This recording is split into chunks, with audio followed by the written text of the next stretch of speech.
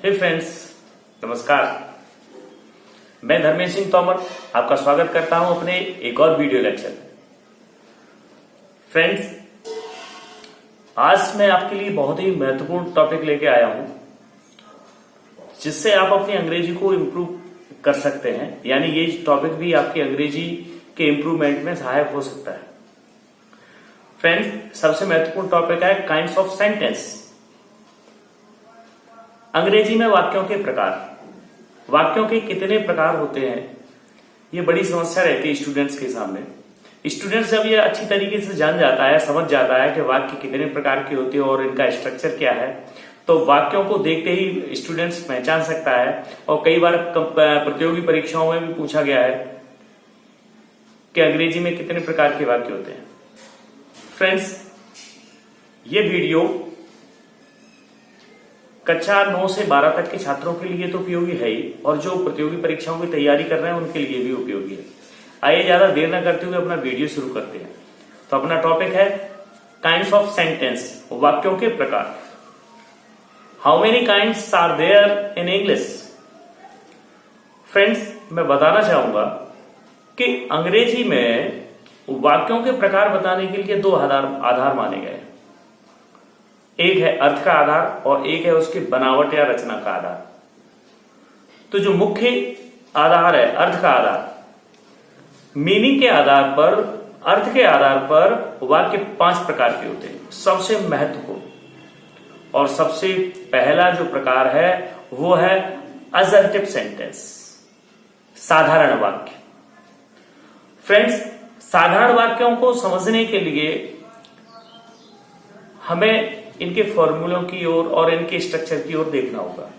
जो साधारण वाक्य होते हैं, असर्टिव सेंटेंस होते हैं, ये 2 प्रकार के होते हैं जिनमें से पहला प्रकार है अफर्मेटिव सेंटेंस यानी सकारात्मक वाक्य, और दूसरा प्रकार है निगेटिव सेंटेंस यानी नकारात्मक वाक्य। अफर्मेटिव सेंटेंस और निगेटिव सेंटेंस, असर्टिव सेंटेंस के ही 2 प्रकार हैं। आइए इनके फॉर्मूले देखते हैं। आप देख पा रहे होंगे बोर्ड पर कि इनके जो फॉर्मूले हैं और स्ट्रक्चर है इस प्रकार से है। राम पढ़ रहा है, असर्टिव सेंटेंस है, सकारात्मक वाक्य, इसको स्वीकारात्मक वाक्य भी कहते हैं।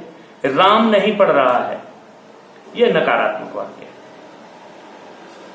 फ्रेंड्स, मेरे ख्याल से आप आसानी से समझ पाए होंगे बोर्ड पे लिखे हुए जो स्ट्रक्चर है उनको देखकर भी, और जिस प्रकार मैं बता रहा हूं उससे भी आप अच्छी तरीके से समझ पाए होंगे। वाक्यों का जो दूसरा प्रकार है अर्थ के आधार पर वो है इंटेरोगेटिव सेंटेंस यानी प्रश्नवाचक वाक्य। बहुत महत्वपूर्ण है, अच्छी तरीके से समझने की जरूरत है। जो इंटेरोगेटिव सेंटेंस होते हैं वो 2 प्रकार के होते हैं। पहला होता है यस नो टाइप इंटेरोगेटिव, और दूसरा होता है WH family interrogative. Yes no type interrogative को ही फर्स्ट इंटेरोगेटिव भी बोल सकते हैं। हिंदी में इन वाक्यों को पहचानने के लिए इन वाक्यों के प्रारंभ में क्या शब्द मिलता है, क्या शब्द अगर किसी वाक्य के प्रारंभ में मिल रहा है तो आप मान सकते हैं कि वो इंटेरोगेटिव सेंटेंस है, फर्स्ट इंटेरोगेटिव सेंटेंस है, सॉरी, यस नो टाइप। इसका स्ट्रक्चर देखिए, सिंपल है। केवल हिंदी में आपको यह देखना है कि प्रारंभ में क्या शब्द मिल रहा है, और अंग्रेजी में आपको हेल्पिंग वर्ब, ऑक्सिलरी वर्ब जो होती है वो वाक्य के प्रारंभ में मिलेगी। मेरे ख्याल से आप अच्छी तरीके से समझ गए होंगे। आइए आगे देखते हैं WH फैमिली। WH फैमिली के जो वाक्य होते हैं, अंग्रेजी में अगर ये वाक्य होगा तो वाक्य के प्रारंभ में क्वेश्चन वर्ड मिलता है, क्वेश्चन वर्ड, प्रश्नवाचक शब्द, और अगर हिंदी में होगा तो वाक्य के बीच में प्रश्नवाचक शब्द मिलता है। इसे WH फैमिली बोलते हैं। इसे सेकंड इंटेरोगेटिव भी अपनी सुविधा के लिए बोल सकते हैं।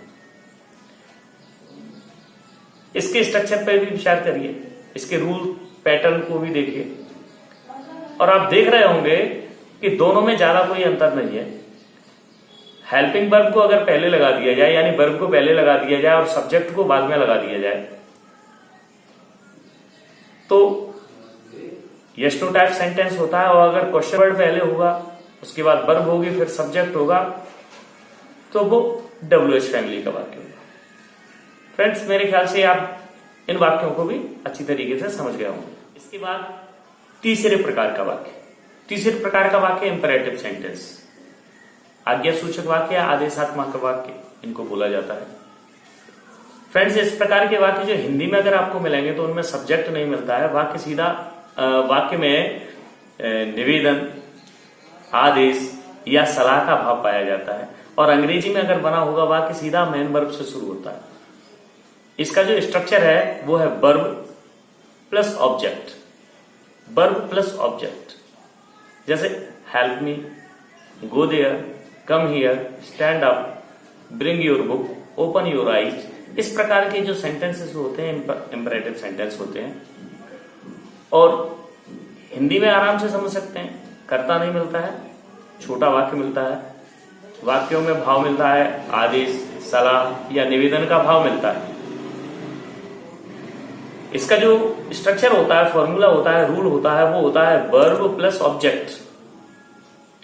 सपोज वाक्य में कृपया शब्द मिलता है तो प्लीज या काइंडली वाक्य के प्रारंभ में जोड़ दिया जाता है। मत या कभी मत, जैसे शोर मत करो, शोर कभी मत करो। इस प्रकार के वाक्य मिलते हैं तो डोंट लगाते हैं, और नेवर, डोंट या नेवर में से एक वाक्य के प्रारंभ में ही लगा देते हैं। जैसे don't make a noise, never tell a lie. मेरे ख्याल से आप समझ पा रहे हो। चौथा प्रकार है वो है ऑप्टेटिव सेंटेंस, इच्छा सूचक वाक्य। अंग्रेजी में चौथे प्रकार के वाक्य होते हैं वो होते हैं ऑप्टेटिव सेंटेंस, यानी इच्छा सूचक वाक्य। इच्छा सूचक वाक्यों में हिंदी में अगर समझने के लिए क्या होता है, वाक्यों में किसी सदिच्छा या दुरिच्छा का भाव पाया जाता है किसी के प्रति। जैसे ईश्वर तुम्हारी रक्षा करे, भगवान तुम्हें सद्बुद्धि दे, तुम दीर्घायु बनो। तो किसी के या किसी के प्रति, किसी को जैसे आशीर्वाद देना है या किसी को श्राप देना है, इस प्रकार के वाक्य होते हैं, वो इच्छा सूचक वाक्य होते हैं। इनका जो पैटर्न होता है, जो रूल होता है अंग्रेजी में, वो होता है may plus God plus verb plus object, अथवा may plus subject plus verb plus object, ये भी हो सकता है। जैसे ईश्वर तुम्हारी रक्षा करे, मे गॉड प्रोटेक्ट यू। तुम दीर्घायु बनो, मे यू लिव लॉन्ग। जो अंतिम प्रकार का वाक्य है, सेंटेंस है, वो है एक्सक्लेमेटरी सेंटेंस, यानी विस्मय बोधक वाक्य या विस्मय सूचक वाक्य। किसी व्यक्ति, वस्तु या स्थान के बारे में सुनकर, देखकर, जानकर जो हमें आश्चर्य होता है, तब हमारी जो अभिव्यक्ति होती है वो एक्सक्लेमेटरी सेंटेंस में होती है। अगर कोई छात्र है, उसके बारे में हम बताना चाह, तुम भी कितने होशियार छात्र हो, यह भी कितनी खूबसूरत इमारत है, सेब भी कितना मीठा फल है, वह भी कितना मूर्ख था, वे भी कैसे होशियार छात्र होंगे। प्रेजेंट में, पास्ट में और फ्यूचर में सब प्रकार से ये वाक्य मिल सकते हैं। अचानक उठने वाले जो वाक्य के भाव हैं, उनको व्यक्त करने के लिए हम एक्सक्लेमेटरी सेंटेंस बनाते हैं। अंग्रेजी में एक्सक्लेमेटरी सेंटेंस बनाने के लिए जो स्ट्रक्चर है, इसका जो रूल है, वो है how plus adjective plus object plus subject plus verb, और मार्क ऑफ एक्सक्लेमेशन जरूर मिलेगा लास्ट में। या फिर दूसरा तरीका है व्हाट ए या what an plus adjective plus object plus subject plus verb, और इसके बाद मार्क ऑफ एक्सक्लेमेशन, विस्मय बोधक चिन्ह मिलता है।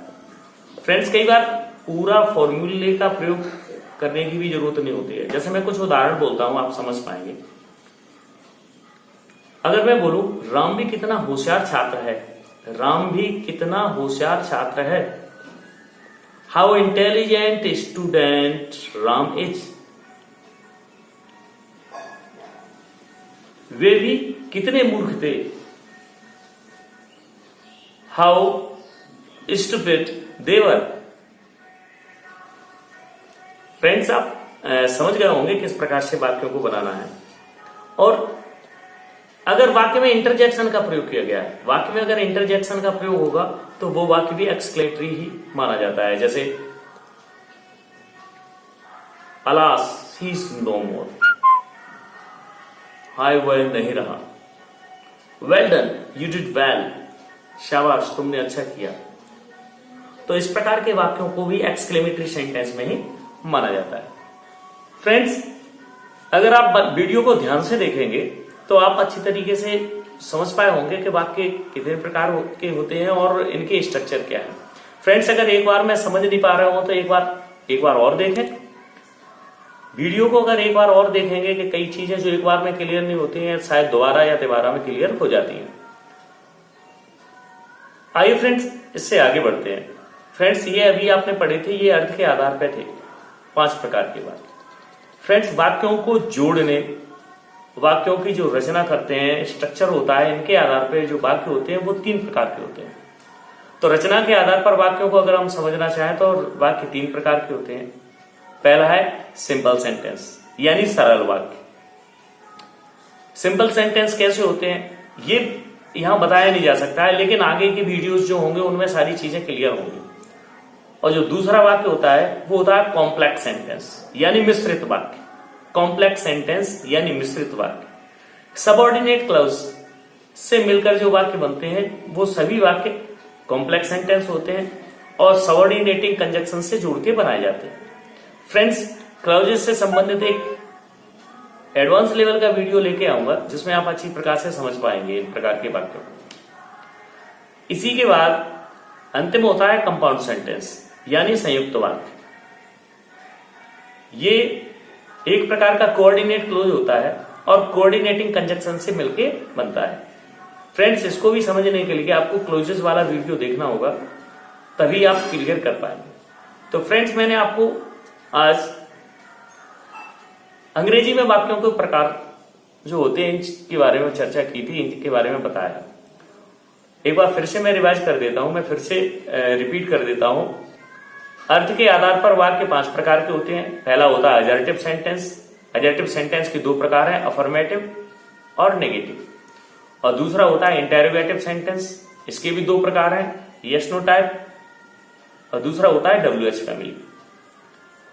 इंपरेटिव, तीसरा होता है इंपरेटिव सेंटेंस, और चौथा होता है ऑप्टेटिव सेंटेंस, और 5वां होता है एक्सक्लेमेटरी सेंटेंस। और रचना या बनावट के आधार पर वाक्य 3 प्रकार के होते हैं। पहला होता है सिंपल सेंटेंस, दूसरा होता है कॉम्प्लेक्स सेंटेंस, और तीसरा होता है कंपाउंड सेंटेंस। फ्रेंड्स, अगर आपने वीडियो ध्यान से देखा है तो निश्चित ही आपको ये जरूर समझ में आ जाएंगे और भविष्य में आप इसका यूज कर पाएंगे, आप प्रयोग कर पाएंगे। सभी प्रकार की परीक्षाओं के लिए उपयोगी है फ्रेंड्स। और ये वाक्य कैसे बनाए जाएंगे और किस तरीके से इनको अंग्रेजी में ट्रांसलेट किया जाता है, इससे संबंधित वीडियो आपको आगे भी मिलते रहेंगे। फ्रेंड्स, अगर वीडियो पसंद आया है तो लाइक करें, चैनल को सब्सक्राइब करें, अगर पॉसिबल हो तो शेयर करें अपने फ्रेंड्स के साथ। Thank you.